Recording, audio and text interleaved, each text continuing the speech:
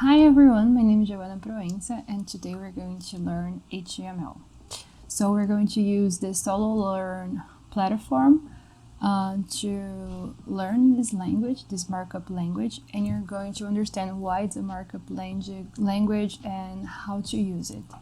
So let's do this. I think this video is going to take a while, but I know you're going to be with me until the end. Maybe my cat will be jumping in my bed, but never mind, you can keep focus on my screen, okay? So let's start. This is the course. You can click on the description, and here we're going to start on the first part. So what is HTML? So HTML stands for Hypertext Markup Language. So I'm going to read now and then I can explain a little. Unlike a scripting or programming language that uses scripts to perform functions, a markup language uses tags to identify content. So let's see an example. Try here. Okay, so this is a place where we can code, and here we can see how our page is going to be. So JavaScript, it's this part, JS, and it's not the focus of this course. CSS, it's the style, and it's not the focus of this course. We're going to do this in the next week. And today we're going to learn HTML. So here we can see a tag. So a tag is this, okay? And inside of this tag we have I am a paragraph. So how it's going to appear in our website? Let's see. So this is our page. I'm a paragraph, okay? This is just the beginning. We're going to understand better while we do this course. Let's continue. So what does a markup language use to identify content? So my tag is screaming. So we use tags, okay, as we see in the text before. Check. Well done for us. The web structure. So as I explained a few moments ago, we have the HTML, that is the structure of our web page. The CSS, here he says presentation, but it's kind of the style of how it's going to appear in our web page. The JavaScript, that we're going to create some functions, like if you want an arrow to be blinking in a button, so we can create a function to make this arrow blink. And PHP or similar is backend, and CMS, content management. We're going to see all of this during the next weeks, so be patient. You're going to learn everything. Okay, so let's see. Rearrange the code to surround the text. I am learning HTML solo learn with opening and closing p tags. So p tags are the paragraph tags. So in HTML, we have to think as we have to open and end things when we want to do something. So I don't know if you remember in the last page, we have the opening P, what we wanted to write, that was I am a paragraph, and then the closing P. So in here we have to do the same. So the opening P, here it's this simple thing here. I am learning HTML on solo learn, and this closing P that has this backslash P. Okay, let's check. Well done. The HTML tag. So as we saw before, the HTML has a structure to think of opening and closing tags. So let's see. The structure of an HTML document has been compared with that of a sandwich. As a sandwich has two slices of bread, the HTML document has opening and closing HTML tags. So you have to say when you are starting to write something in the HTML and when you are finishing it. So remember, HTML, and in the end the other HTML tag, but with the backslash HTML. Okay, so let's continue. Fill in the blank to create an opening HTML tag. So when we are opening, we just write the name of the tag, HTML.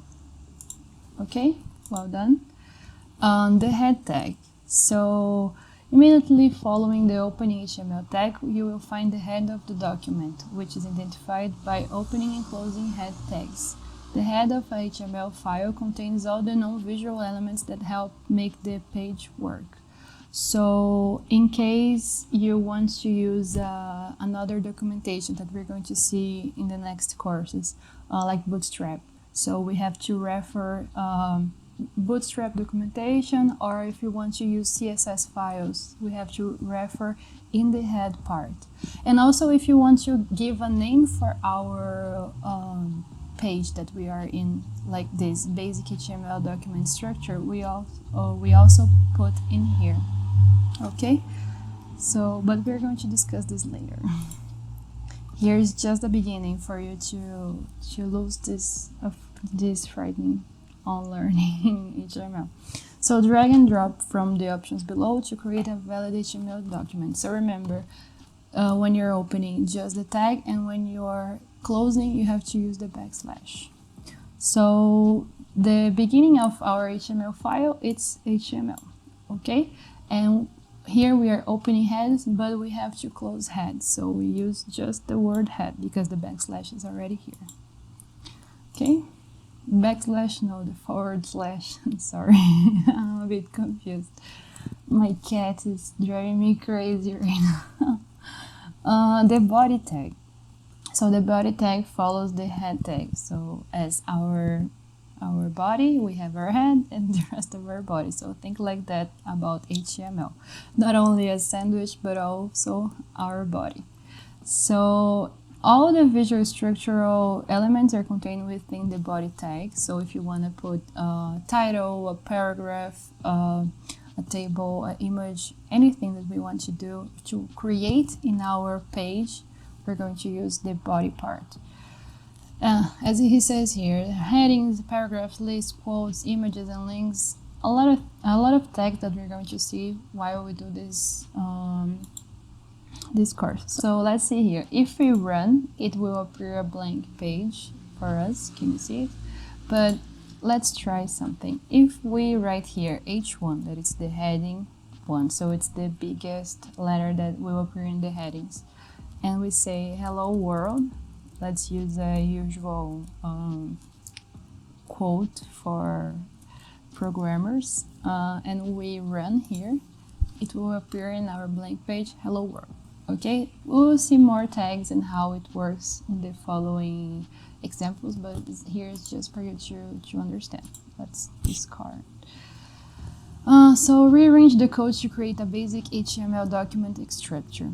So remember, we first have to say that we are using HTML. So the first thing that we have to use is the HTML, okay, to open the first part of the bread of our sandwich, the first bread of our sandwich, and then we can think about our body. So we first have our head, so opening and closing the head, and then we have our body. Opening body, closing HTML. Okay, check, well done, perfect. Now we go to the following example. So the HTML file. HTML files are text files, so you can use any text editor to create your first web page. There are some nice editors available. You can choose the one that works for you. And now he will show us an example on Notepad you have in your computer. I'm not much fan of using Notepad, but okay. So what type of editor is used to edit HTML code? So it's a text editor. Okay, check, well done. We're on fire. The HTML file. So add the basic HTML structure to the text editor with this is a line of text in the body section. So okay, let's try it just for you to see. So we can just write it if we want, run, but this is going to appear in a default format. But if we use like HI heading 1 that I used in the previous example, you will see that here it's going to change the size and it's more bold, those things. Or if we want like H5, let's see how it changed so you can understand the idea. It's a little smaller, okay? Or if we want to use a P of paragraph, we have the same idea, okay? This is like the default when we had no tags around. Okay, and also it's interesting for you to understand that we have to be careful with the indentation. So in here, like HTML, it's close to the beginning of the page, and then you have to give the space for the headings and the body, and everything that's going to be inside the heading have to be in these two spaces from the beginning of the page, and so on and so forth. You're going to understand better while we do this. This is just the beginning of the examples for you to get more comfortable with this. So what is the correct extension for HTML files? It's html. It's just for us to get more confidence, okay? It seems silly, but it's going to be nice because you're going to understand little by little. So to place a title on the tab describing the web page, add a title element to the head section. So what we're going to do in here is the title that we put here in the head.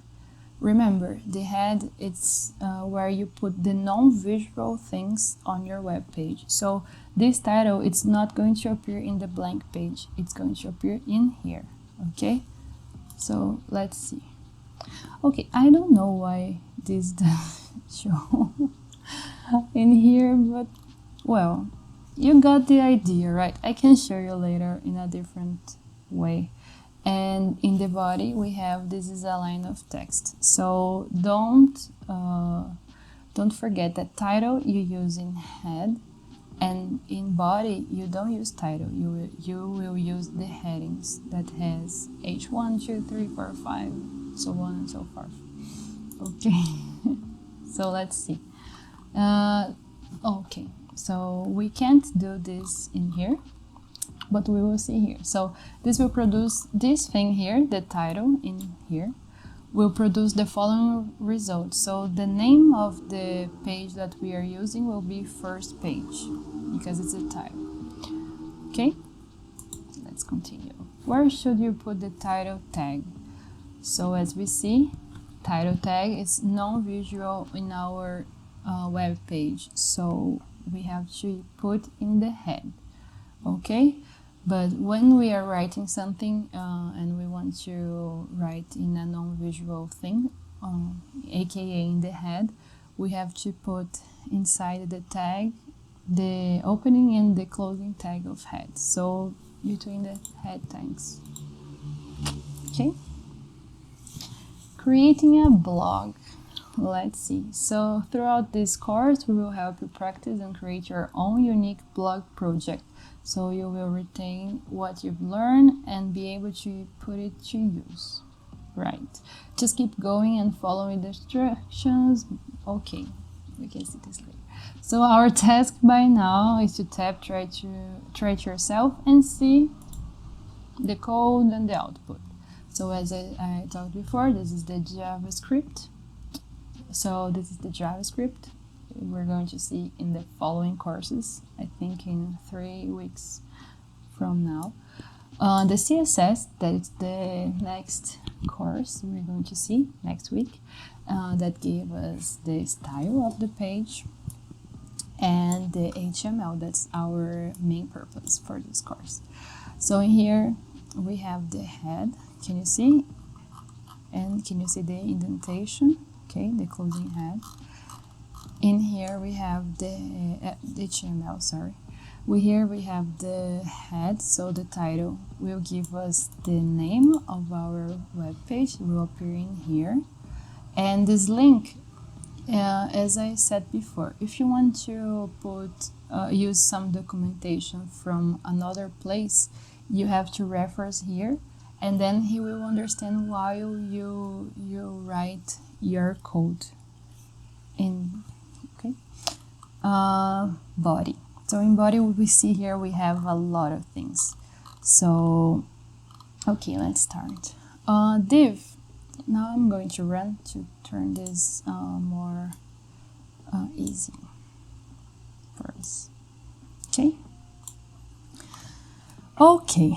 So the header start. So this we can see here. Div. It's a tag that will separate the things that we want to be like in a container.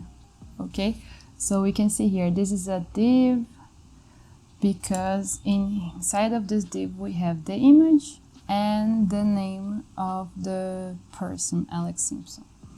And in here we have another div that is the section start, and we have in here, can you see the separations? It's not so clear visually, like we can't see the border, but we can see that there's a separation for each part of our body. So in here we have H1. So H1 it's the heading, and our heading is about me. Okay, the paragraph. So we have this this long paragraph where it's strong is to turn the word or the phrase bold, and those things. And class here, okay. This part of class we're going to see in CSS because it's where we can give some style for our website. If we run just a simple HTML page, it's going to appear like pages of 2000 or before. It's not so beautiful, it's not so good to see. But CSS come to give us some style. Okay, so in here we have another div, and this another div separates, and you can see here the div, right? We have this separation here, it's white, and here it's like kind of gray. And we have here, so this is a table. We can create this table. TR is for the rows, and THR for the columns. Okay. Okay, I'm sorry guys, I don't know when my mic stopped working, so I'm going to continue where I stopped my recording. Okay. Okay, I was talking about this class part, that it's like a tag for our CSS file. Enter in here and do this style thing. Okay, so as we can see here, in the row, in the third row, so this separates the row and this separates the columns. So 1, 2, 3 in the third row. Okay, we can see that the third column we have this different style, and it's written practice, so we can see here. Okay, the TH it's for the heading of is the first row and the first column. Oh, it's the first row for all the columns, so it's the heading, and the TD is for the columns. So you can see here that they are different. Okay. Okay, so we finish this div, and then we go to separation here, and we go to another div that it's my skills, and we have an unordered list. Okay, so this doesn't have an order, and here are the list items. So we have here in this unordered list HTML, JavaScript, and Python. Okay, and here he creates this progress tag to show the progress in each of these skills. And then we have another div with this iframe that we can click here and go to a video, and it goes to a video. We have another div for contact me that we can create an input. We can write things and send, and we can do things with this form in here. And the last div, I think it's the last, for the social media of Solo Learn. Okay, so this is an overview with some details of our website, just for you to understand a little. I know it seems complicated seeing by now, but we can see more carefully while we do our tasks. So as I said before, don't be afraid of long codes. By the time you complete the course, everything will make sense and look highly adorable. Okay, I can guarantee it too, because I started learning programming for about 6 months ago, and I'm really loving it. It's really cool, it's really funny, like you can see what you're doing, so it gets more interesting, and I highly recommend. So be patient, you're going to learn. I learned, you can learn. So here, fill in the blanks to add a title to the HTML page. So as we said before, if we want to create a title to our web page, this part here, we put title, and here / title. It's not backslash. I said too many backslash. It's okay. So what is HTML? This is the first. Now we're to module quiz. It's just testing if we understand the earlier conceptions. So we know that HTML is a markup language, okay? That we use tags and blah, blah, blah. Of which main parts does the HTML file consists of? So remember, of human body, we have our head and our body. They create so many things in here. Which tag contains the visual part of the web page? So remember, the head contains things that we are going to, that is non-visual, that is important for our code, and like references or the title. And also JavaScript, but we're going to see after. Never mind what I said now. And the visual part, it's the body. Okay, well done. So fill in the blanks. We have HTML, the opening tag for head, and then we have body. So we have to close the head. He already put here / body. This is a line of text, and we have to close the body. They already put the / and we put here body. Okay, well done. Fantastic work for us. We are on progress. I'm going to take a break and I will come back. Okay, so now I had my break, so let's continue, okay? The P element. To create a paragraph, simply type in the P element with its opening and closing tags. So let's see here, try yourself. So let's see.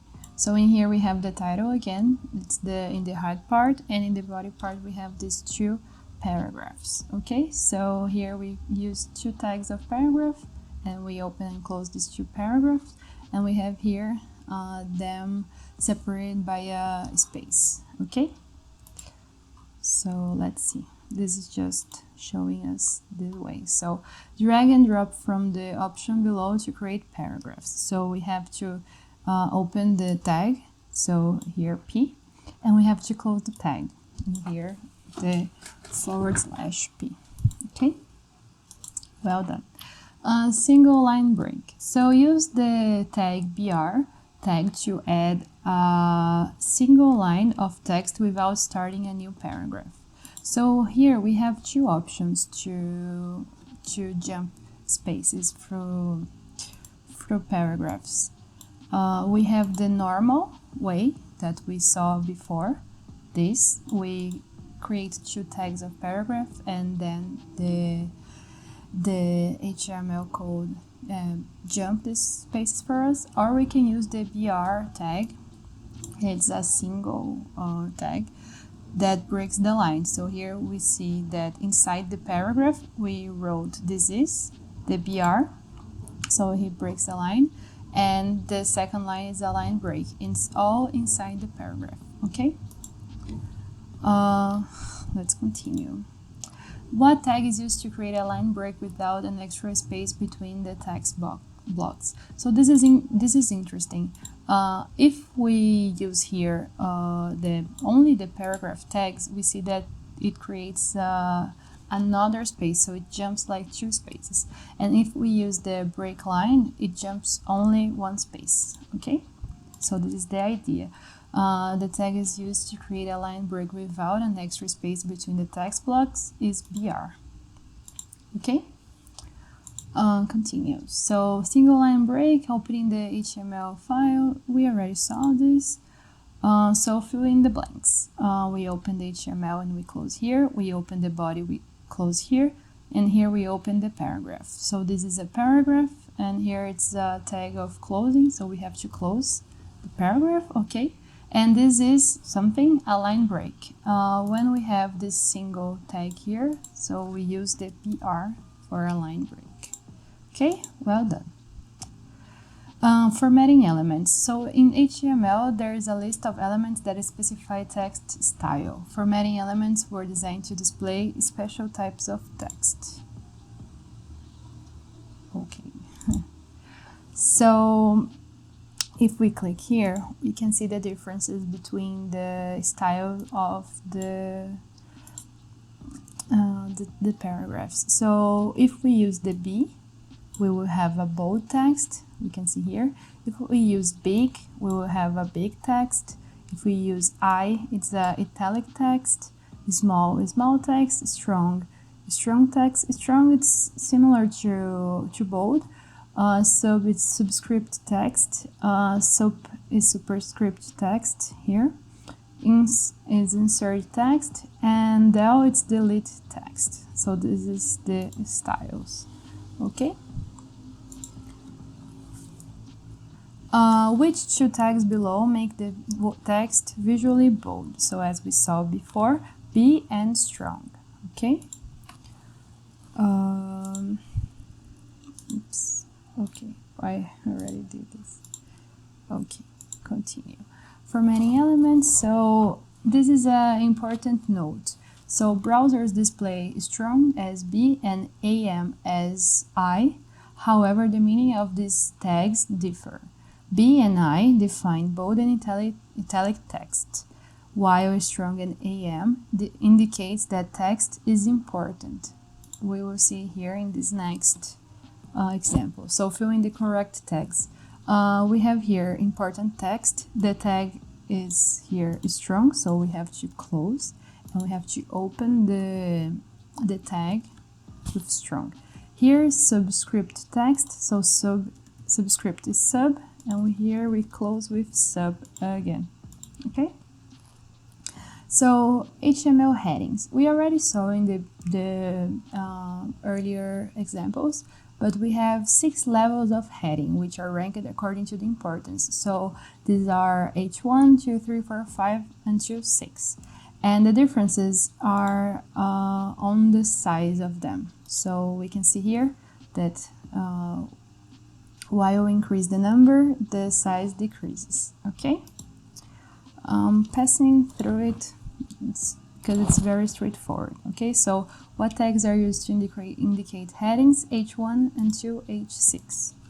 Okay, horizontal lines. To create a horizontal line, use the HR tag.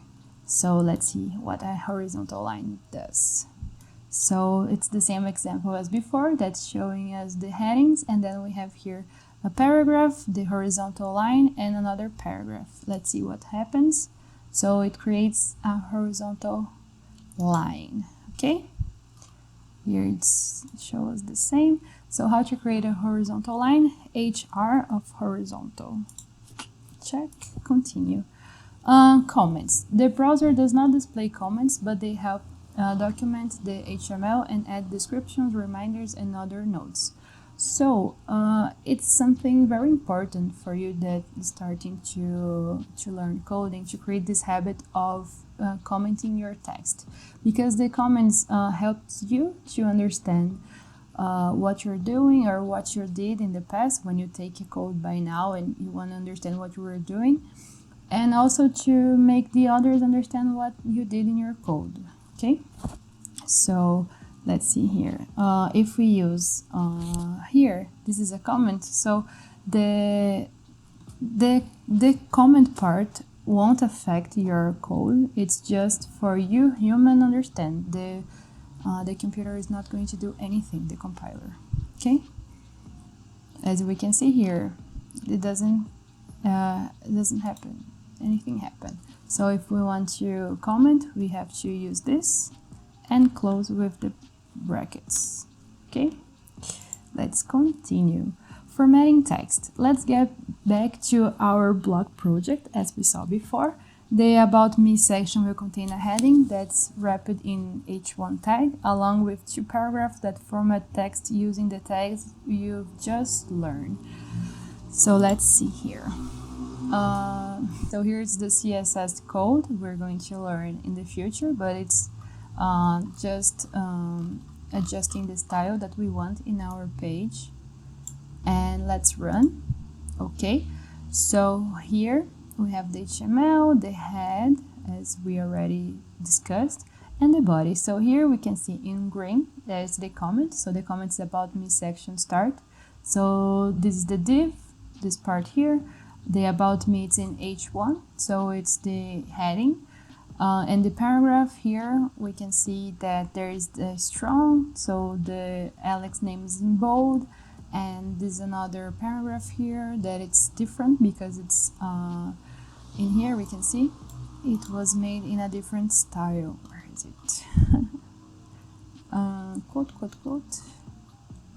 Oh, okay. Where's quote? Here, quote. Okay, so this gives this different style here.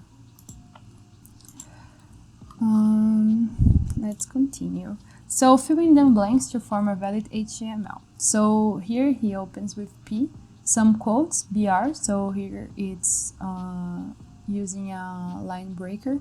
And here we can see that there is the ending tag of italic text. So we have to create the opening tag, okay? And we have to close the paragraph. So we have to use /P. Let's continue. Sorry for drinking some tea now, it's because it's too hot here in Brazil. So HTML elements. HTML documents are made up of HTML elements. An HTML element is written using a start tag and an end tag, and with the content in between. So it's what we already have been doing in the examples before. So HTML documents consist of nested HTML elements. In the example below, the body elements include what we already saw. So nested elements, we can see here there is head, there is body, there is paragraph, there is this title, and the BR tag, that's the breaking line. So general HTML elements consist of opening tag, content, and closing tag, as we already saw. The brackets P, for example, for paragraph, some text that you want to put, and the closing tag, there is the brackets / paragraph P of paragraph and the closing brackets. Okay, well done. Let me see. It's recording. It's because I already did this part, but I haven't recorded, so I'm doing this again. HTML elements. Some elements are quite small, as BR, break line, and horizontal line. So you don't have an opening and closing break tag. It's separated, single element. So the idea is when we call BR for breaking line, we just want this to break the line. We don't want to, we can't write anything between because the function is just to break the line. If we want to write something, we use paragraph and then we use the break the line, okay? So I think you got the idea. So in here, fill the blanks. So we have the HTML, remember about our body. So we have the head and the body. So here we have the closing head, and here we have to open the head. Here's the open title, the name title, and the closing title. Okay? It seems kind of easy, but it's because you're already understanding about HTML, okay? So HTML attributes provide additional information about an element or a tag, while also modifying them. So most attributes have a value, the value modifies the attributes. The idea is that we can use CSS and other documentations to, like Bootstrap, to do some style in our HTML, or we can use some tools that HTML already gives to us. It's kind of, it will appear like a website from 2000 or before, but it's important for us to understand how to do this because now we're learning the basics, okay? So here, let's just take it out for you to understand. So we already saw this. When we run, we will see here the text is not aligned to the center, but this is the text in here. And if we want to modify something, we have to write inside the brackets where you're using your tag. So like in here, we have the tag of P of paragraph, and then we want to align in the center. So it's really straightforward to English. In here we use align equals center. So if we check here, the text is aligned to the center. If we write here, right, oops, what I've done, run, the text now is aligned to the right. And if we write here left, it's going to go to the default formatting, that it's to the left, okay? Discard. So what is the role for an attribute in HTML? It serves just as a comment? No. It modifies the tag? Yes. The tag cannot have attributes. That's false, okay? So attribute measurements. This can be done using the width attribute. I don't know how to say this word. I'm so sorry if I'm not saying the right way. So as an example, we can modify the horizontal line so it has a width of 50 pixels. We can use pixels, so we are giving a number of how large we want to be this horizontal line, or we can give a percentage that it's based on the size of your web page. So let's see here the example. If we use pixels in here, let's run. The horizontal page will have 50 pixels, and it doesn't depend on how large is your web page. Can you see here? Or we can put like 500 pixels, it gets larger, okay? But this didn't change on how large your web page is. But if we try here with percentage, we will see like this is how long is the horizontal line. But if we make the page be bigger, it is proportional, okay? And we can also do like 100%, and we'll fit all the page. Okay, let's go to the next. Discard. What measurement units can be used for the width attribute? So pixels and percentage. Okay, well done. The align attribute. The align attribute is used to specify how the text is aligned. So we can align everything that we want in our HTML body, and it's really straightforward to English. If you want to align, you can align to the center, to the right, to the left, as we can see in here.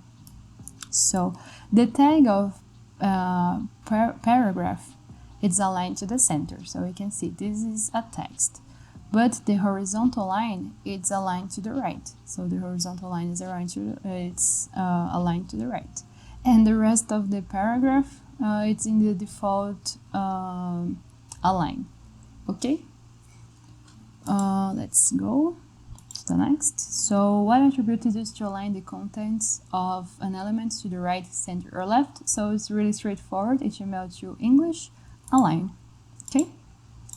Continues.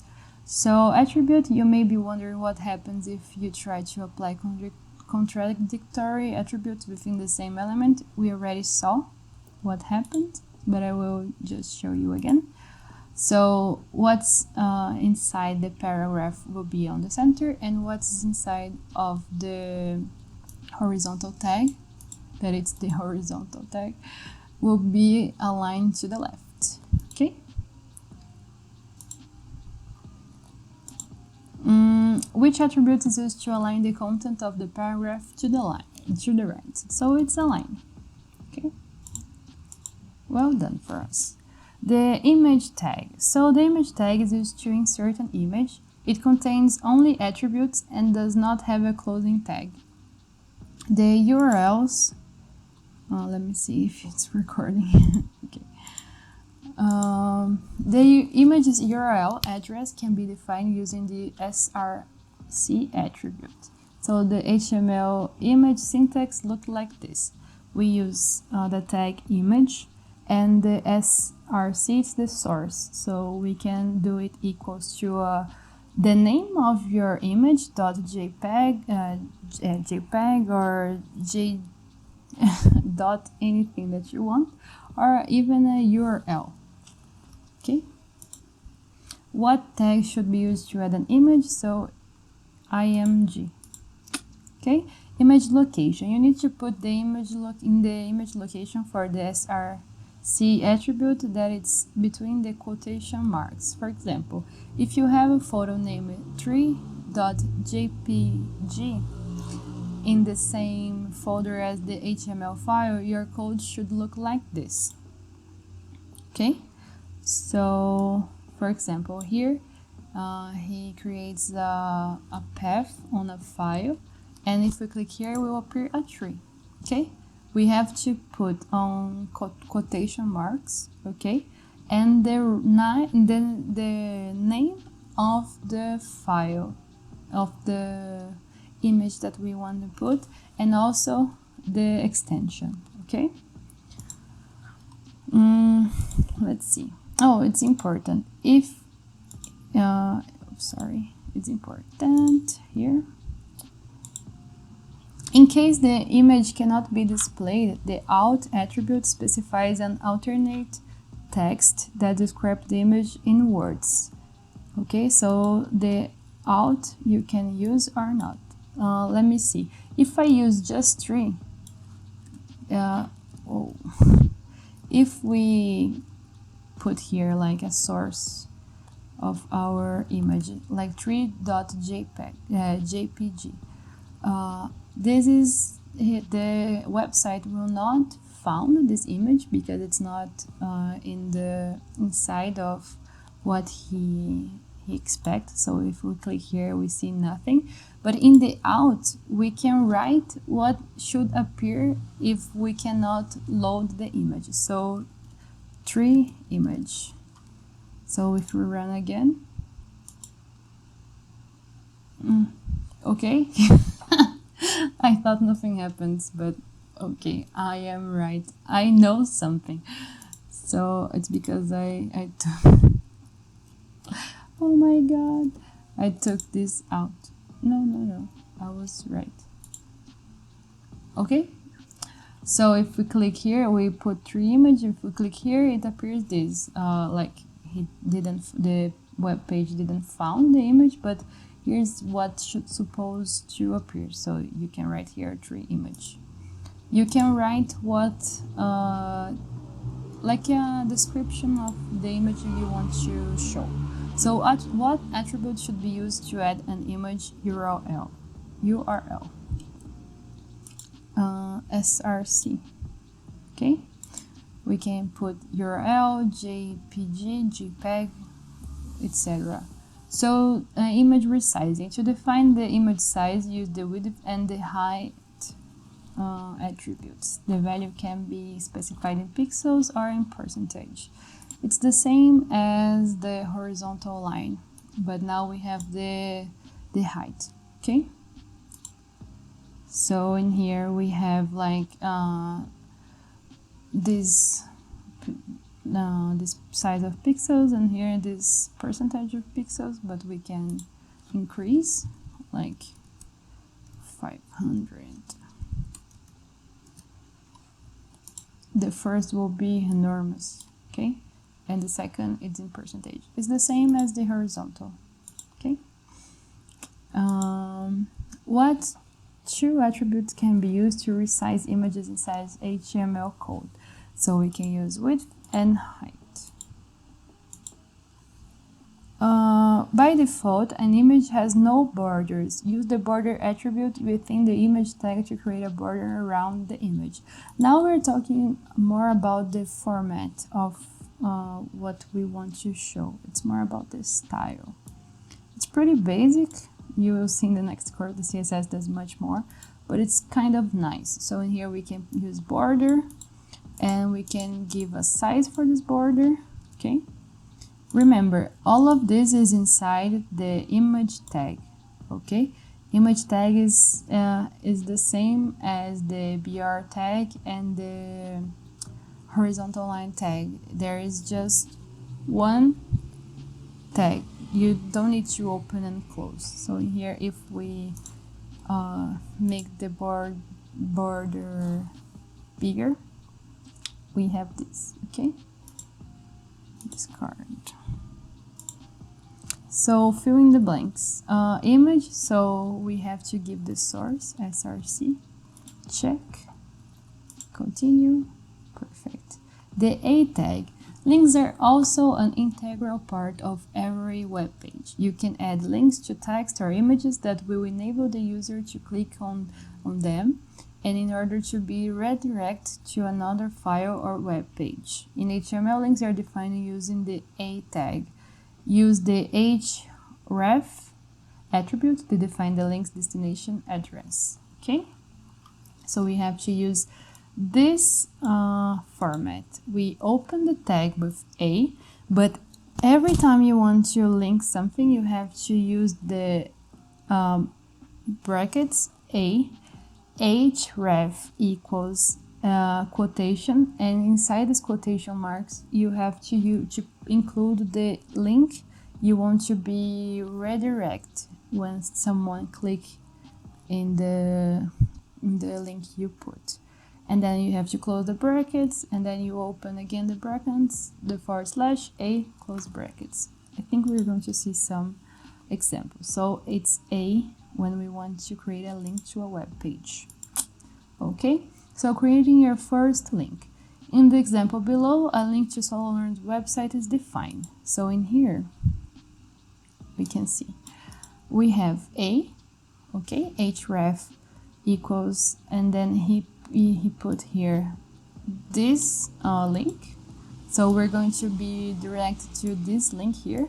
And here it's when we close the brackets, before we open the brackets again to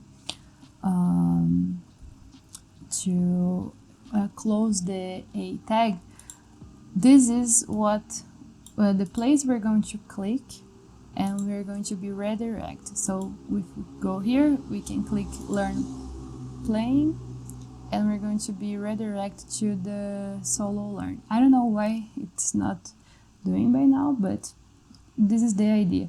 So for example, if we want to create a link while we are writing a paragraph, we can say like, "Hi, want to know how to code. Learn playing," and then we close the paragraph tag. Okay, so we can see here that there is a tag inside of a paragraph, and just the learn plane will be, when we click on learn plane, we're going to be redirected to the page that we are referencing. The rest of the text will be in a normal letter. So here, hi, I want to know how to code. When we click here, we are redirected. Okay?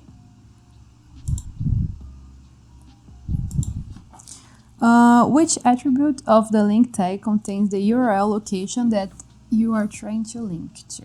So remember, you always have to use href. Oh, my cat is he's kind of awake, so maybe. Oh, the target attribute. The target attribute specifies where to open the linked document. Giving a blank value to your attribute will have the link open in a new window or new tab. So if you don't want to happen what just happened here, like when we click this button, we are redirected to a new page and we lost the older page, we can use the target blank. So when we click, we open another web page. Okay? Which value of the target attribute makes the link open in a new tab or a new window? So A, href, 2.html, target, so under, I don't know how to say this, blank. Check, we're done. HTML ordered list. So an ordered list starts with the OL tag, and each list item is defined by the LI tag. So OL for ordered list and LI for list item. Okay, so here is an example of an ordered list. Whoa. So on ordered list, we will see that when we click here, it's going to appear like 1 dot red, 2 dot blue, 3 dots green. So this makes this ordered, okay? You can put anything here like Giovanna, and it's going to appear like in the first place, okay? Okay, let's continue. Enter the tag corresponding to a list item. So LI for list item. Unordered list. So in here, instead of appearing the numbers of each item, it's going to appear just like a, I think it's a dot in the middle of in the beginning of the line. So we have unordered list, so use UL, unordered, and again we use LI for list items. Okay, so we can see here. Perfect. Fill the blanks, so UL list items, item mounts, we have to close the list item and we have to close the unordered list. Continue. So, okay, we're going to take a break again and we're going to do the blog project. So back to our blog, let's create the My Skills section, which is an unordered list of languages you know. So reminder, use the UL tag in which each item is represented by the LI tag to create an unordered list. So take a look. We already saw this. So unordered list, for each item we have to use the tag LI. Okay. So let's continue. UL LI. So we are referring to something, we use A, the A tag. And here we are closing the A tag. And here we open a list item, and here it's opening another list item. So here we have to close the list item. Okay, continue. Creating a table. So tables are defined by using the table tag. Tables are divided into table rows with the TR tag of table row. Table rows are divided into table columns, table data, with the TD tag. Here is an example of a table with 1 row and 3 columns. So TR. So inside the TR, we can create the columns. So we have to think a table as first creating the TRs and then we create the columns, okay? So here we can say table data tags TD act as data containers within the table. They can contain all sorts of HTML elements such as text, images, lists, other tables, and so on. So you can use other elements inside the table that we already saw. So what tags used to create columns in a row? TD, okay? TR for table row and TD for table column. That's the data. The border and co-span attribute. So a border can be added using the border attribute that we already saw, and a table cell can span 2 or more columns. So let's see what's this. That's something new for me too. So table border 2 in here. And so table border, we can see that this is the border, okay? This gap that we have to separate the columns and the rows. So let's increase this number so you can see better, okay? And co-span too, we are saying in here, in the first row, we want to have 3 columns, red, blue, and green. So in the first row, we have these 3 columns. And in the second row, we want to the first row to be a blank space, and the first column of the second row to be a blank space, and the second column of the second row to be the gap of 2 columns. So in here we have these 2 columns, and in the second row we have only one with the same size, okay? What attribute is used to expand a cell for 2 or more cells? So it's co-span, okay? So co-span color. The example below demonstrates the co-span attribute in action. So here is just an example to show us how the second row would be filled in. So in the second row you just have 2 spaces, so this is what happened. 2 columns, so this is what happens, okay? To make a cell span more than 1 row, use the row span. It's the same idea of co-span, okay? So table, the first thing that we do after a table, it's the TR for T-row. TD, so here we are closing and tag, so it's TD. And here we have to close the table. Okay, well done. The align and BG color attributes. To change your table's position, use the align attribute inside the table tag. It's the same idea as we saw before with the paragraph. And now let's specify a background color of red for a table cell. To do that, just use the BG color attribute. So let's try out. So we can use in here this inside of the tag, the TD tag, we can use the BG equals and the color we want. So let's put here it's blue. So let's try here blue. Let's color our table green, yellow. You can just put the name of the color. It's really good because it's English only, so it's better than trying to understand like C that have print and a lot of stuff. So here we colored our table with BG color. Okay, it's more about style, but you'll see in the beginning that in the future that it's much better to use CSS. What attribute is used to change the color of a cell? So BG color. Okay. My schedule. So blog project, it's more of a quiz now. Use table tags to add a table to your blog that represents your daily learning schedule.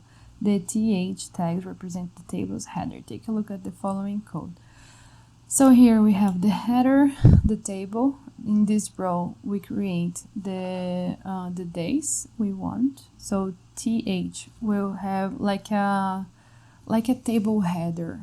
Okay, so it's going to look different from the other TRs, the other TDs. And here we just fill the columns. Okay, let's see how it appears. If you look like here, it's different, okay? Because we use it TH. And in the CSS, we use a different style to create this. Fill in the blanks to create a valid table. So here, table, we have to begin with our table with a TR for T row. Here we open the TD, so we have to close the TD. And we have to close the TR and the table. In HTML, most elements are defined as a block level or inline elements. Most block levels elements start from a new line. So H1, form, IOL, so on and so forth. Inline elements are normally displayed without the line breaks. So it's the B, strong, A, blah, blah, blah. The div element is a block level element that is often used as a container for other HTML elements, as we saw in the blog. When used together with some CSS styling, the div element can be used to style blocks of content. So we can make like a container, as we can see in here. This is the div part, okay? As we can see here. So the div separates, like unite things that we want, okay?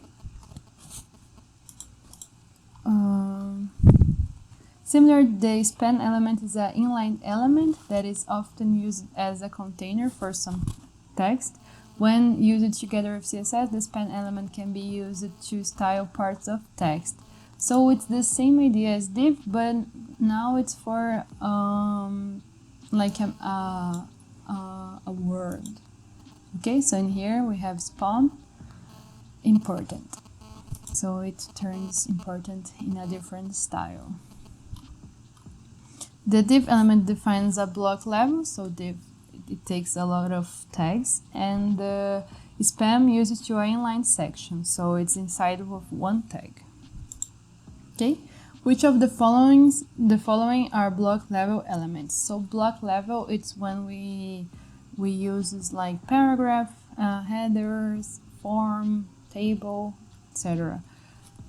So in this case we use H1, and for block level we use div. For in level we use span. Okay.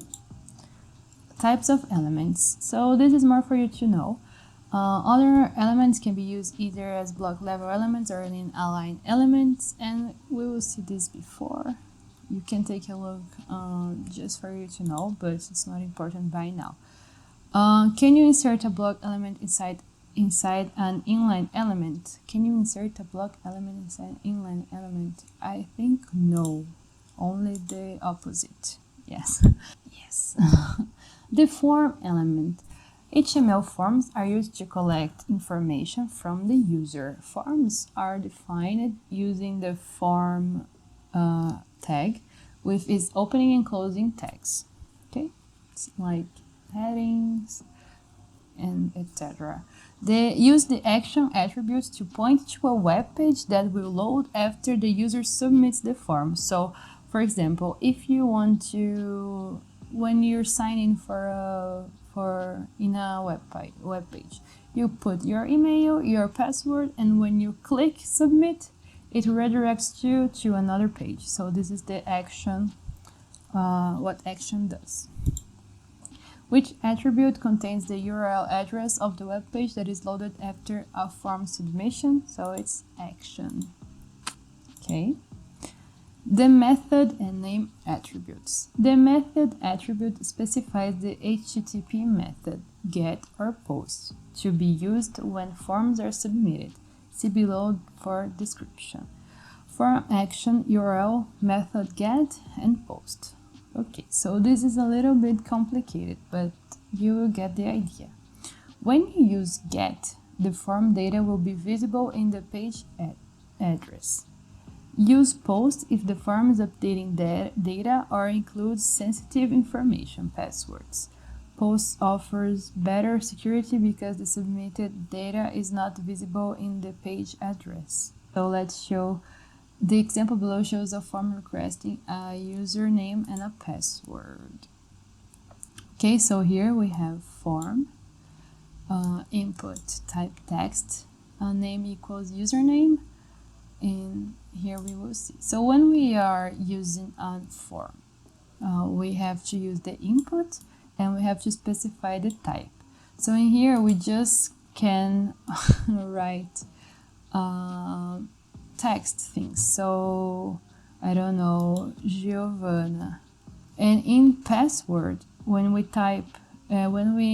describe this as a type password, it won't appear for us what we are writing. Okay, it's confidential.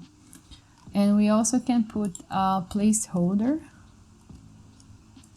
and we want to specify for the user what we want the user to input to write in our form. So here we want the username, and in here the placeholder, it's just to make easier for the user to understand what he has to do. And here we want password. So we will see here run. It will appear here that we have to write a username and a password. And while we write here, it disappears. It's just a placeholder. Okay. So which value for the type attribute should be used for password field? So this is a specified type that is password. Okay, that makes everything confidential. If we change the input type to radio, it allows the user select only one of a number of choices. So let's see here. So if we type here the input type, name, gender, value, the value, it's something that we're going to use before when we are using HTML with Flask, Django, and other things when we are creating applications. So value is just a way to you to save the value of the input for you to use in another contexts. So here we can, in radio, we can click on male or female. Okay. The type checkbox allows the user to select more than one option.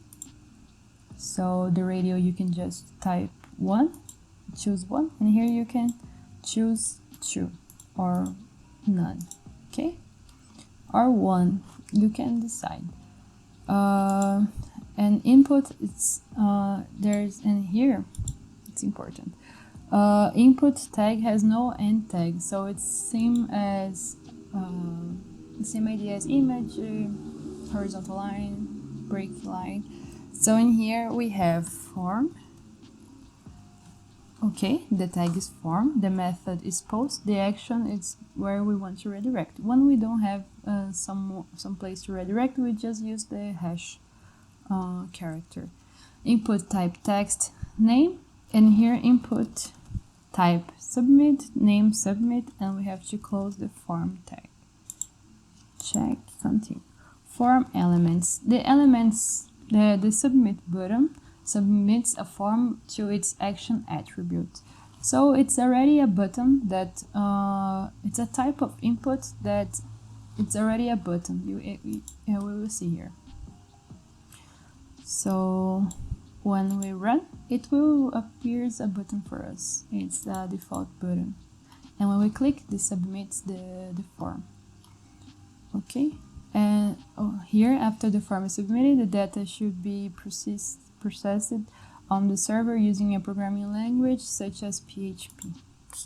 Okay, which value for the type attribute turns the input tag into a submit button? Which value? So it's submit that turns out a button.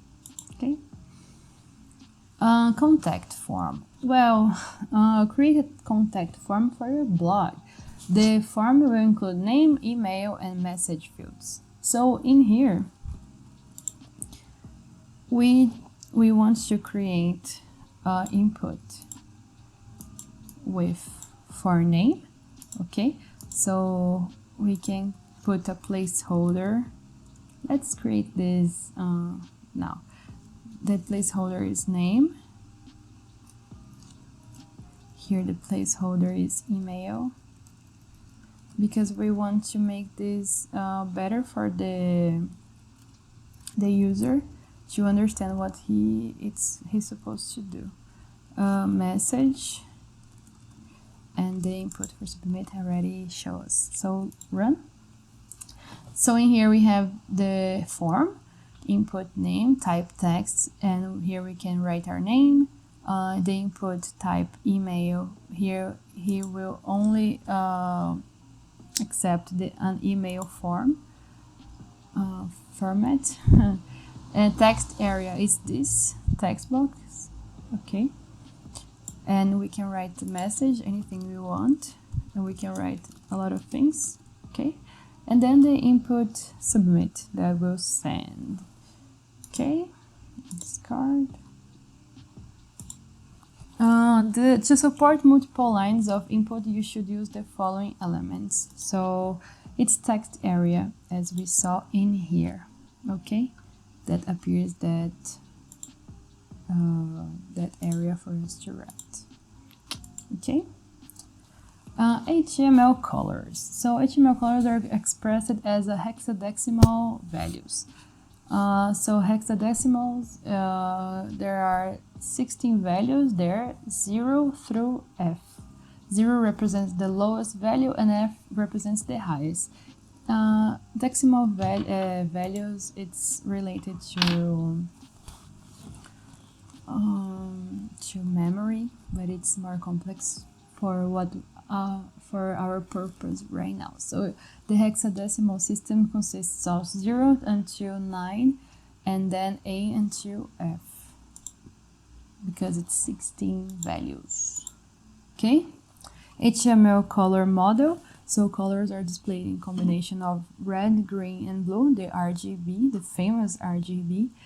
Hex values are written using a hashtag symbol, followed by either 3 or 6 hex characters, as shown in the picture below. The circles overlap, forming new colors. So the basic colors are red, blue, and green, the RGB. And the other colors are formed using as a mix of this. So which color model does HTML use? So it's RGB. Not only HTML, but computer uses RGB too. So color values. All of the possible red, green, and blue combinations potentially number over 16 million.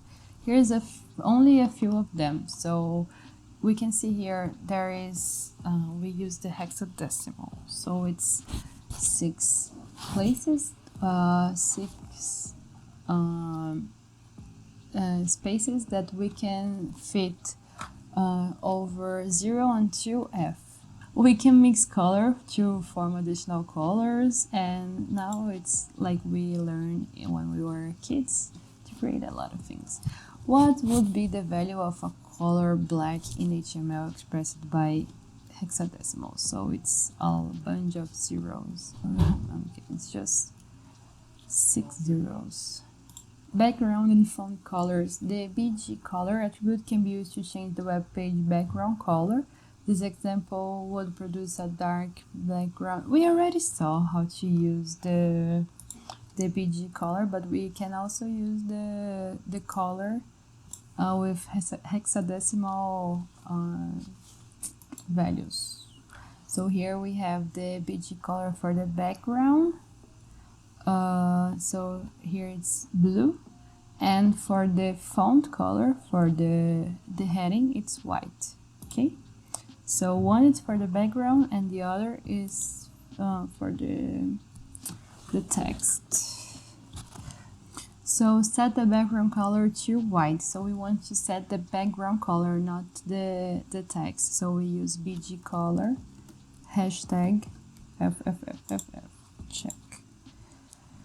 The frame tag. A page can be divided into frames using a special frame document. The frame tag defines one specific window frame within a frame set. Each frame in a frame set can have different attributes such as border, scrolling, the ability to resize, etc. The frame set element specifies the number of columns or rows in the frame set as well as what percentage or number of pixels of spaces each of them occupy. So, okay, let's see. What attributes does the frame set tag require to indicate its size? So we use columns, and I think it's row. Okay, it passed. We were right. My mouse has some problems here, so rows and columns. Well done. Continue. Work with frames. Use the nor size attribute to specify that a user cannot resize a frame.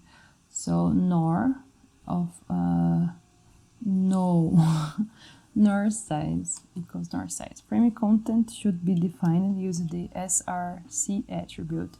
Lastly, the no frames element provides a way for browsers that do not support frames to view the page. The element can contain an alternative page complete with a body tag. So, which attribute prevents a frame from resizing nor size? Okay. Putting it all together. So to finalize our project, we will use a frame to embed a YouTube video. We will also create a follow me section that includes links at the end of the page. Check out the final code. Let's try ourselves. So what he's saying for us is this part in the end here. So we have here the My Media section. So here he puts a iframe here that there is the source, it's a YouTube video. So he uses the URL, and in here he creates the contact me and follow me. He uses in here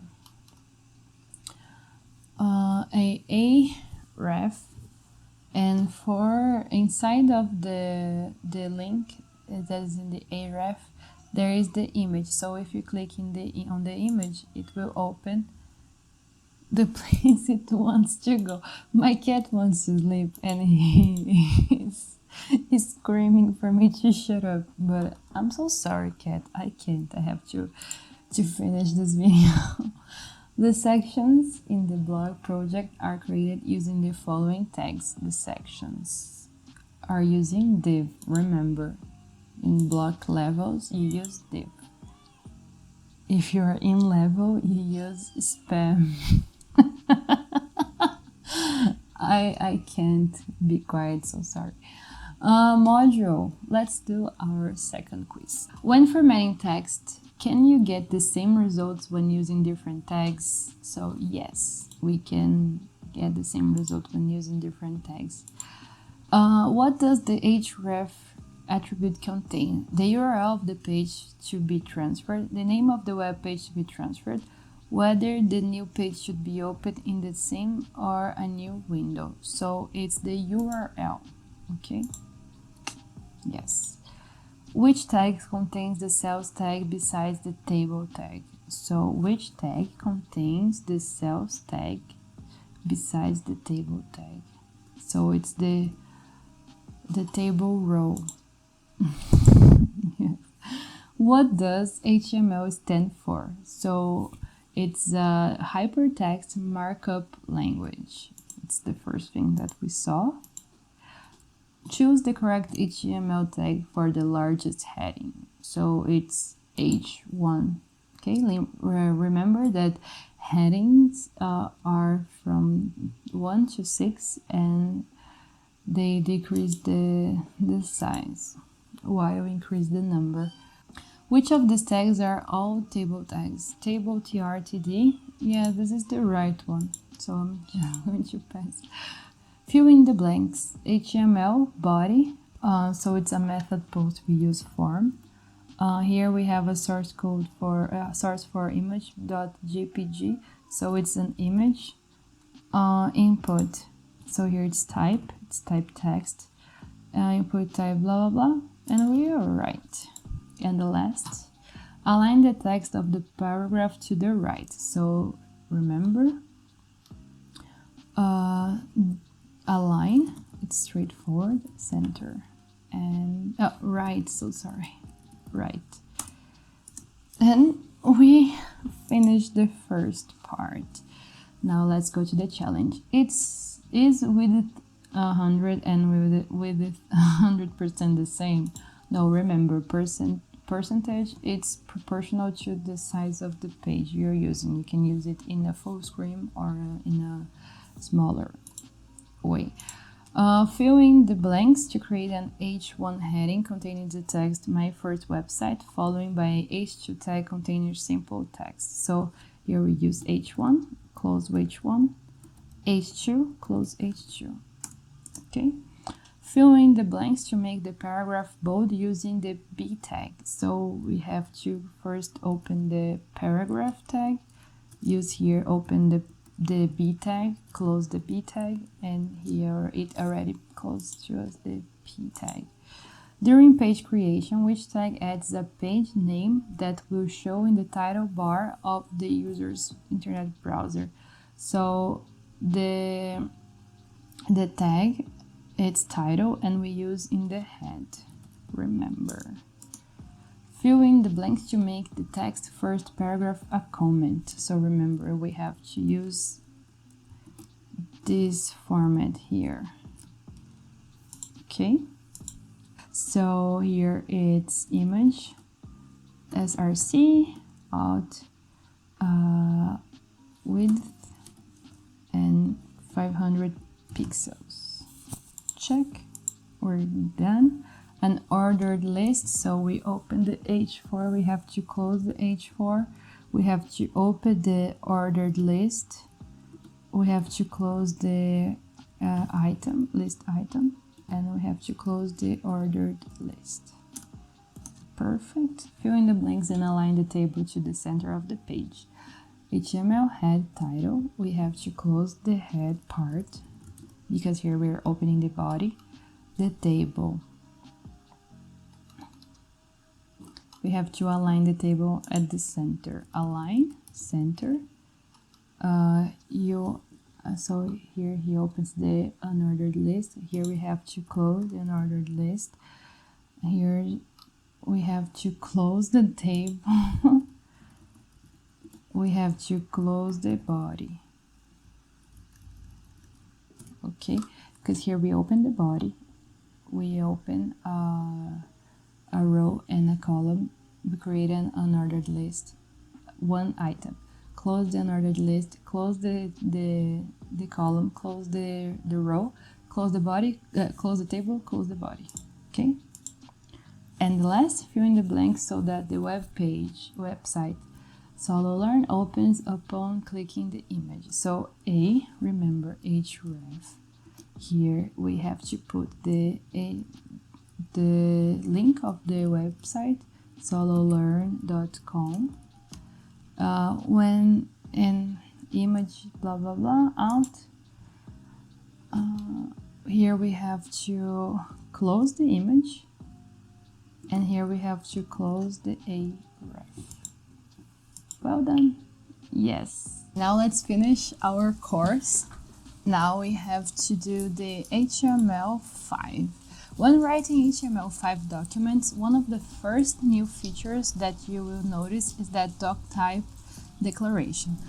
So, in the beginning of our code, we have to use this Doctype Declaration, and then we write the HTML tags, and then we write the whole code that we want. The character encoding char set declaration is also simplified. So meta char set equals UTF -8. New elements in HTML5, article, aside, audio, canvas, data, a lot of things that we can use. Okay, So remember, we have to start our code with doctype, with doctype HTML5. Doctype HTML. Oh, how can I grab? I don't know how to grab. Oh, okay, I have to click and then okay. Check. Great. Okay, so this is a new thing that we have to use when we are using HTML5. Let's continue. New in HTML5. So forms. The Web Forms 2.0 specification allows for creation of more powerful forms and more compelling user experiences. Data pickers, color pickers, and numeric stepper controls have been added. Input field types now include email, search, and URL. Put and delete form methods are now supported, because before we used only post and get methods. Integrate API, application programming interfaces, and we have all of these things in here. You can take a look with more carefully after, but now we're going to do more hands-on practice. So which element feature is not new in HTML5? So this is new. Image, it's not new. We already had image, okay? So the list of content models. In HTML, elements typically belonged in either the block level or inline, remember. So we had the tags of block level that we use at div, like headings, paragraph, etc., or inline that we have like bold, B, right? So HTML5 introduces 7 main content models. We have metadata, embedded, interactive, heading, phrasing, flow, and sectioning. So the HTML5 content models are designed to make the markup structure more meaningful for both the browser and the web designer. So it's to make things easier. Okay, so how many content models does HTML5 offer? So we have 7. Okay, so content models. Metadata, contents that sets up the presentation or behavior of the rest of the content. These elements are found in the head of the documentation. So we have the link, base, meta, script, in script that we can write the JavaScript, for example, style that we can write some codes of CSS, and title that we already saw. Embed content that imports other resources into the document, like audio, video, canvas, etc. Interactive content specifically intended for user interaction. So the link, audio, buttons, etc. Headings, so we already had the headings. Now we had this age group. Phrasing, this model has a number of inline levels elements in common with HTML4, the one that we were using. Where is the metadata located in the HTML document? So metadata, it's the head. Remember, the links, the title, etc. Okay. So content models. Flow content contains the majority of HTML5 elements that would be included in the normal flow of the document. So sectioning content defines the scope of heading, content, navigation, and footers. So this is the flow. The flow contains all the documentation, normal documentation, and the sectioning content defines blah blah blah. This is a scheme. You can see better after. You can see better later. Which content model contains almost all of the others? So which content model contains almost all of the others? Flow, as we can see in the other idea. Okay, in the other image. Page structure in HTML5. A generic HTML5 page structure looks like this. So it's the same idea as before, but before we had the header and the body. Now we have the header. Inside the body we have the nav for like when we have a lot of pages and we want to go to different pages in our website. The article, web page main content, sections, aside contains extra information and related content or links. In the footer, we can put information about copyright, privacy, policy, terms of use, etc. So rearrange the following blocks to create a generalized HTML5 page structure. So as our human body, the first part we have our header, and then the nav. So the nav can be like this. If all of this was in a imaginary world, if all of this was a web page and this was the nav bar, if we click here, we would go to the page YouTube of our website. Okay, so header, nav bar, article, section, and footer. Well done.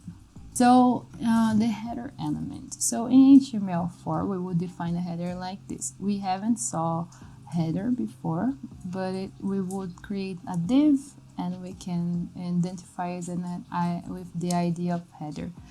But now we can use the tag header, and this header element is appropriate for use inside the body tag. So let's see here how it works. So the header. Okay, so it defines the most important heading, less important heading, and it's like the first part of our web page. It's raining here now. Brazil has different weathers. So the header element is appropriate to use at the top of the document, inside the footer, inside of a body tag, inside of a head tag. So it's the first part of a body tag. Okay. The footer element. The footer element is also widely used. Generally, we refer to a section located at the very bottom of the web page as a footer. So we can, as we saw before, we can put the copyright information, the policy, the privacy. So which tag specifies the footer element? Footer. Okay. The nav element. I already explained what's nav, but let's see here. So this is the idea of a nav bar. Okay. We can use a nav as an unordered list, and this can be a style, or you can put all side by side. And it will redirect you to different pages of a website. Okay. So rearrange the sections to create a generic HTML page structure. So we have the head. So we have the head, the nav, the header, and the footer. No. Okay, so let's see here. Rearrange the sections to create a generic HTML5 page structure. So remember, head first, header, nav, and the footer. Okay. It's a generic, but you can create your own way. Article is a self-contained, independent piece of content that can be used and distributed separated from the rest of the page or site. This could be a forum post, a magazine or newspaper article, a blog entry, a comment, it can be a lot of things. The article element replaces the div element that was widely used in HTML. So remember, we use div to separate things, and now we can only use to separate the beginning of our page, the header, and then the nav, and now we can use the article. So we can see here. When we run, we can see here. It's the same, it's just a separation. Okay. Which element was usually used in HTML4 instead of an article tag? It was div. Okay. The section element is a logical container of the page or article. Sections can be used to divide up content within an article. For example, a homepage could have a section for introducing the company, another for news items. So it's like a lot of divs inside an article. So each section should be identified typically by including a heading as a child of the section element. So let's see here. So we have here welcome, and then this section that's going to be like in here we can see it's using H1, and in here it's using H1 too, but the size are not the same because the section it's like it's something smaller inside of the article, that it's a bigger part. The section element should be used only inside an article element. This is false. You can use either you have an article or not. The aside element, aside the secondary or tangential content which could be considered separated from but indirectly related to the main content, this type of content is often represented in sidebars. When an aside tag is used within an article tag, the content of the aside should be specifically related to this article. So in here we will just see the example. Now it's just more for us to understand the idea, to see the structure, okay? So the aside element is used to define a main content? No. A description of a text? Not necessarily.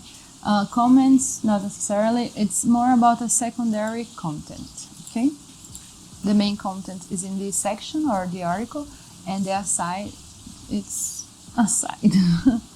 Audio on the web. Before HTML5, there was no standard for playing audio files on a web page. The HTML5 tag audio specifies the standard for embedding audio in a web page. There are two different ways to specify the audio source file URL. The first uses the source attribute. It's the same idea as the image attribute, so you can see here, source, okay?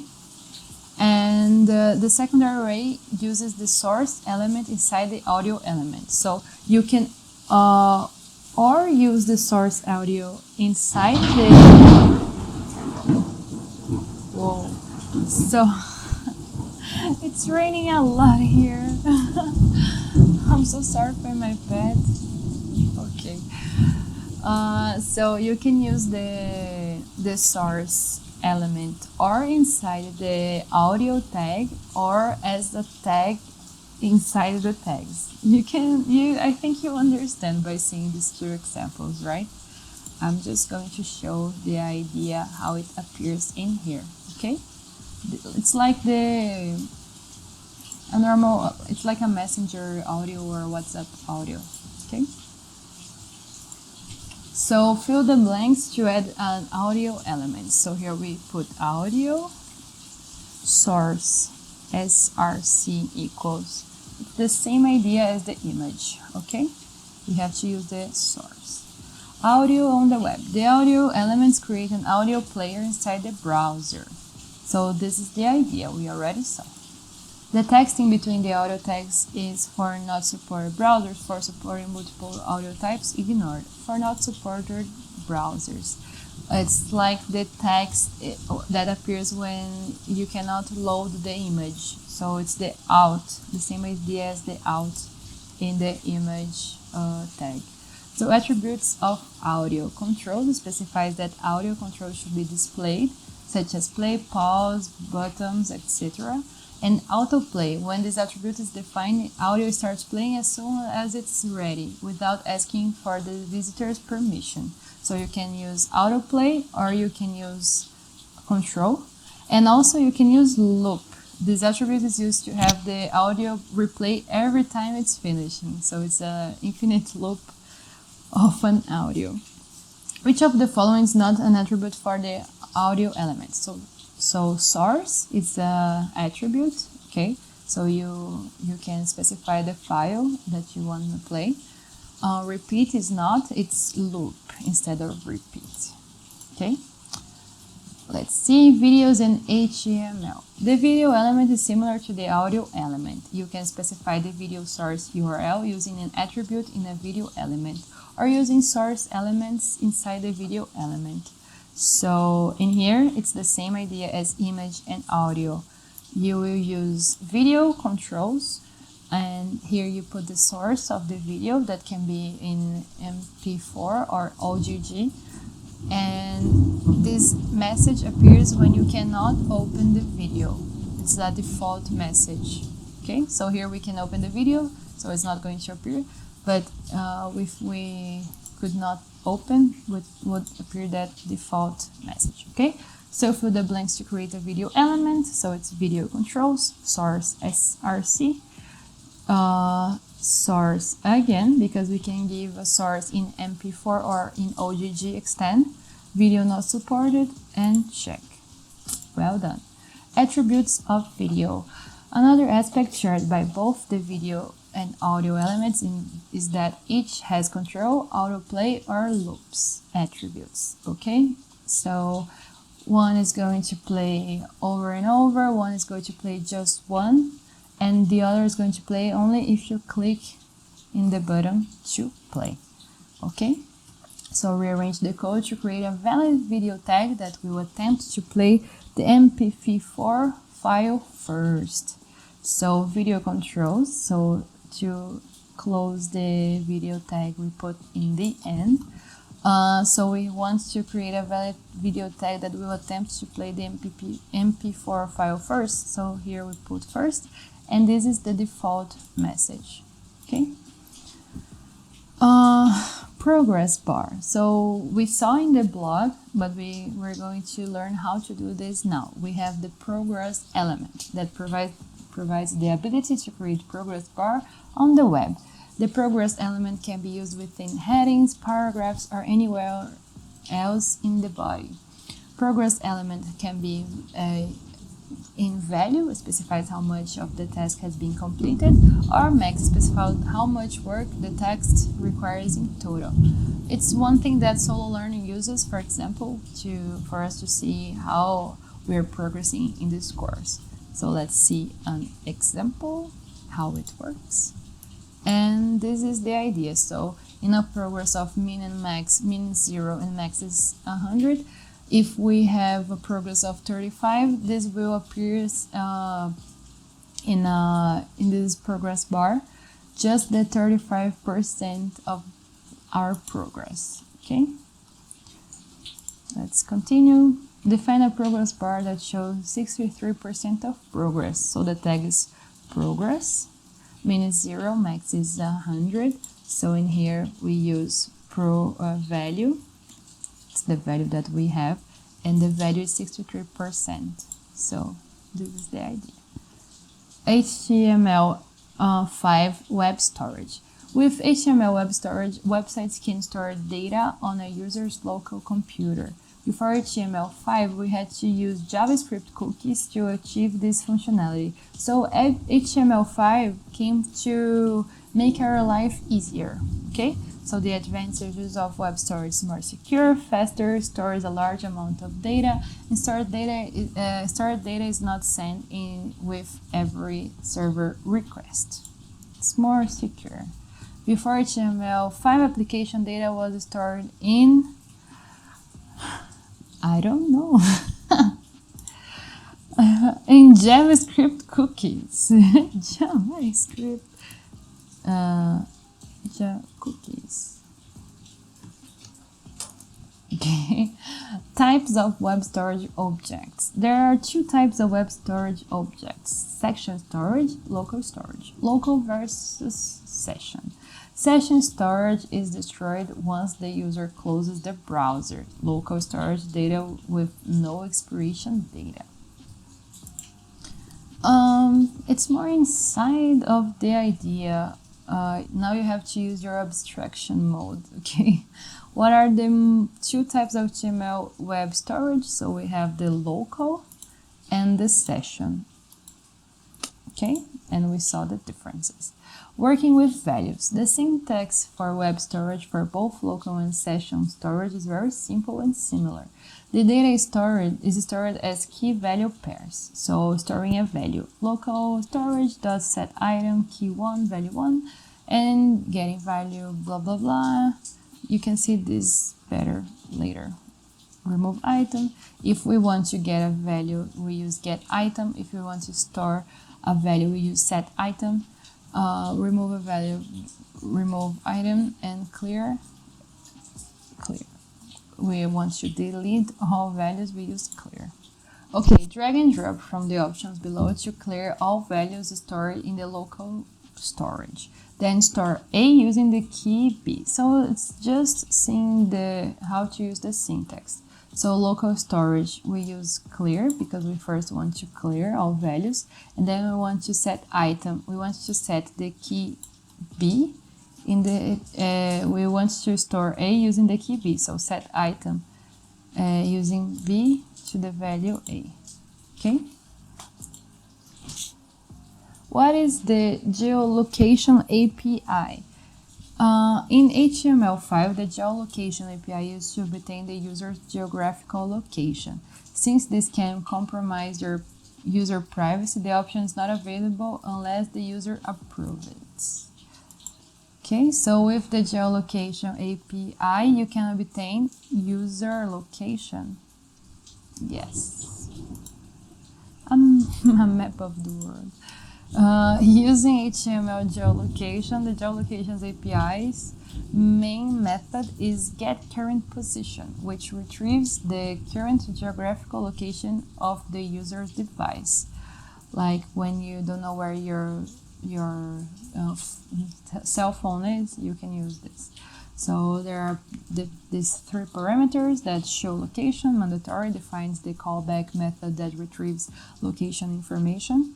Error handler, it's optional, and options, that is also optional. You can see this better. Which choice is mandatory parameter? So it's show location, okay?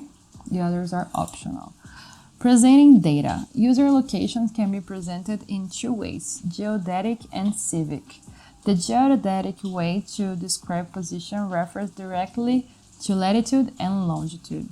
The civic representation of location data is represented in a format that is more easily read and understood by the average person.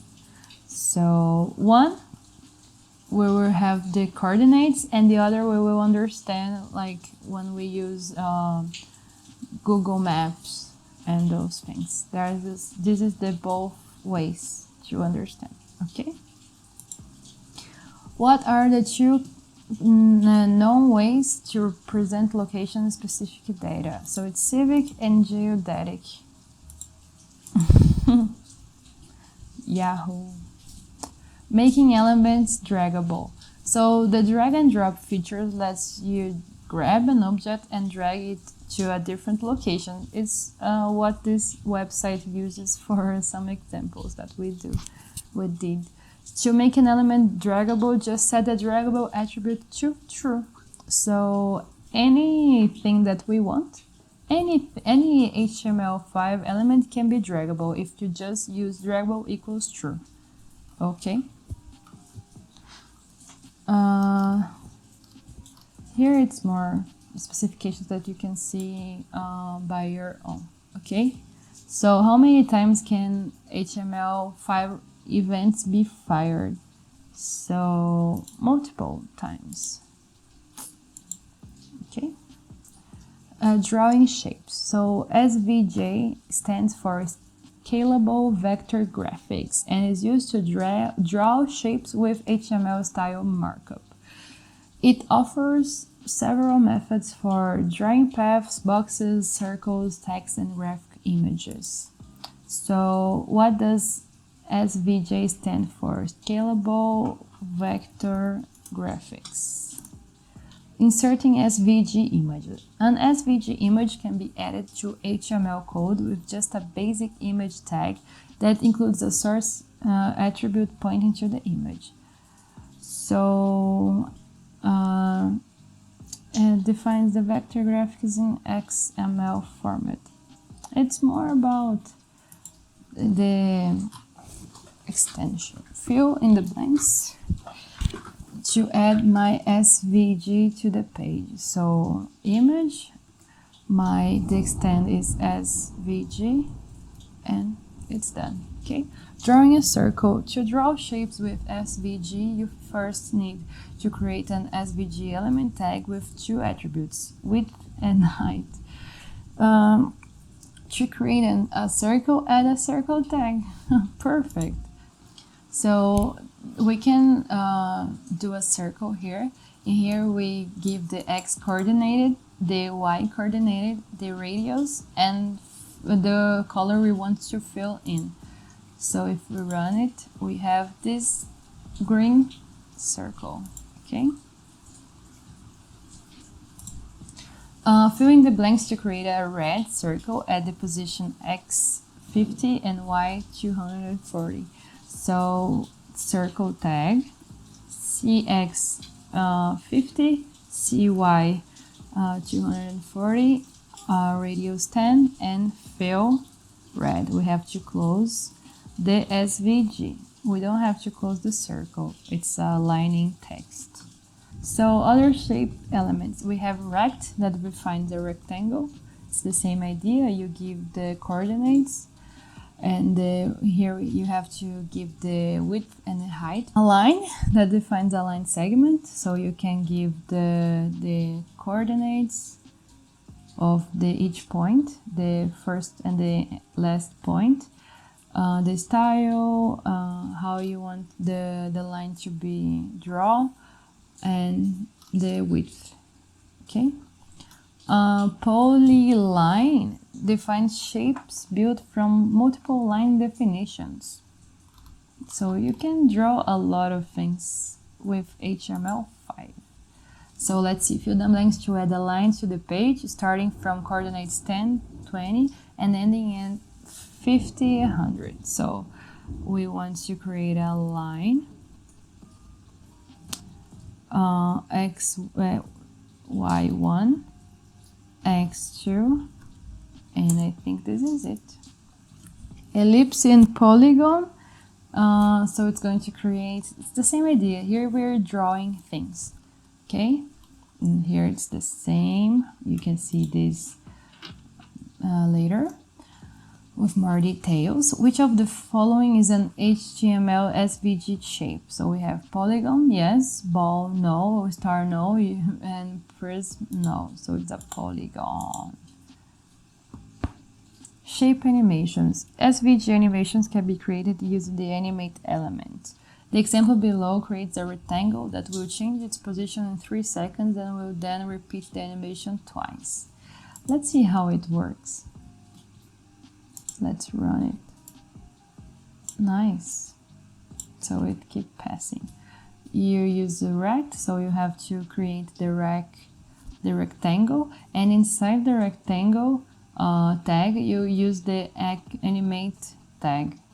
So you give here the attributes, where this should begin, where it should end, the duration, and the repetition. So you can see here he just did this 2 times. Okay. Which tag is used to create shape animation? Animate. Paths. The path element is used to define a path. The following commands are available for path data. So here we can create this, for example. Which shape is indicated by the following path? We have to see the letters that we saw in the last page and think a little. But in here we can put that this is a square, okay? Because they have all the same large, so it's a square. The canvas element. The HTML canvas is used to draw graphic that includes everything from simple lines to complex graphic objects. So the canvas element is defined by width and height. Okay. The canvas elements must have an ID attribute, so it can be referred to by JavaScript. So here it involves more things that we're going to learn in the future courses, like JavaScript course. You can draw on the canvas using JavaScript. Okay, so canvas coordinate. The HTML canvas is a 2-dimensional grid. The upper left corner of the canvas has the coordinates 0, 0. The coordinate increases to the right, the X, and the Y increases toward the bottom of the canvas. So coordinates are, so X and Y are coordinates from upper left corner, okay, because X and Y is in there, and then it increases in here and decreases in here. Drawing shapes. The fill rect methods draw a filled rectangle in which W indicates width and H indicates height. The default fill color is black. So we can see this in here. The fill style property is used to set a color gradient or pattern to fill the drawing. Using this property allows you to draw a green filled rectangle. Nice. So here you can see this later. So fill rectangle indicates a rectangle with the height. It's the last thing that appears, so it's 12. Canvas versus SVG, you can see this. So which of the following statements are true? So canvas contain built-in animation, this is false. In canvas, drawing is done with pixels. SVG has better accessibility. SVG, yes. My cat is screaming, so sorry. Working with canvas. The canvas element can be transformed. As an example, a text is written on canvas at the coordinates 10, 30. This as a default. The translate method is used to move the canvas. X indicates how far to move the grid horizontally, and Y indicates how far to move the grid vertically. So the translate, we will see here, 100, 150, we will see in this part here. Okay, which method is used to move the canvas element? So it's translate. Okay, the rotate method. The rotate method is used to rotate the HTML5 canvas. The value must be in radians, not degrees. Remember, radians, not degrees. So you have to multiply by P and divide it by 180. Yes. Here's an example that draws the same rectangle before and after rotation. Okay, this way. The rotation parameters is in radians. Okay. The scale method. The scale method scales the current drawing. It takes two parameters, the number of times by which the image should be scaled in the X direction and the number of times the image should be scaled in the Y direction. It's more about style now, okay? With what method is used to increase or decrease the size of the current drawing? So it's scale. So we're almost finishing. Now we're going to see the HTML5 forms. HTML5 brings many features and improvements to web form creation. There are new attributes and input and types that were introduced to help create better experience for web users. So form creation is done in HTML the same way as was in HTML4. So we already saw this, okay? So in here we use input, and here we have to close the form tag. New attributes. So here we have the placeholder. I already teach you that. I didn't know that this was a HTML5 thing. So I'm going to pass through it, okay? So we can put this placeholder. This will appear, this message here. It's to make things easier for the person that is using your website. And the autofocus attribute makes the desired input focus when the form loads. So like this thing here, yeah, it focuses. Drag and drop from the options below to autofocus on the input and create a placeholder. So here we have to use placeholder and then autofocus. Forms with required fields. The required attribute is used to make the input elements required. So in here, when you click submit, the form will only be submitted if at least the email is typed in. So it's required. You have to fill this field, fill out this field. Okay. So designate the username field as required and focus on the name field when the page loads. So here the input name equals name, type equals name, required, then user, and here the username is required, and here it's the auto focus, and here is the required. Okay, we're almost in the end. Keep going, warriors. Creating a search box. The new search input type can be used to create a search box. So here we can use the type search. It's like the type password or the type text. It's created for a search box. Okay, so fill the blank to create a search box. Type search. Okay, it's like password. It's directed for a purpose. So search options. The data list tag can be used to define a list of defined options for the search field. So here we can give some options for the person. So when this person wants to, when this person has to put an input, it will appear some options for this person. Okay, so input type name,